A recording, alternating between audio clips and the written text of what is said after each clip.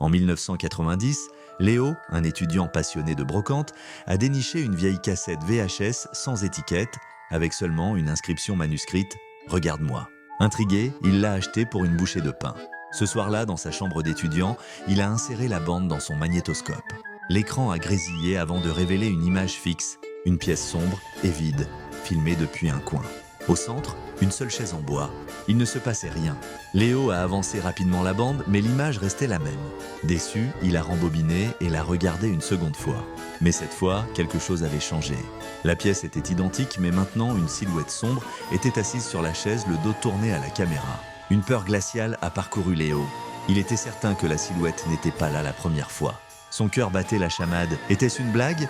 Une sorte de cassette interactive étrange? Poussé par une curiosité morbide, il a décidé de la regarder une troisième et dernière fois. Il a rembobiné la bande, les mains tremblantes. La lecture a commencé, la pièce. La chaise, la silhouette. Mais cette fois, lentement, très lentement, la silhouette a commencé à tourner la tête vers la caméra. L'horreur a paralysé Léo lorsqu'il a reconnu son propre visage, mais déformé par un rictus de pure terreur, les yeux vides et noirs. Un cri muet s'est formé sur ses lèvres. L'image a soudainement coupé, remplacée par des grésillements assourdissants. La télévision s'est éteinte. Le silence est revenu, plus lourd que jamais. Léo est resté figé, le regard perdu dans le vide. Puis, il a senti un mouvement dans le coin de sa propre chambre.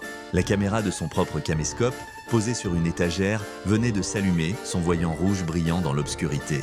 Et elle le filmait, assis sur sa chaise, exactement comme dans la vidéo. La boucle était complète.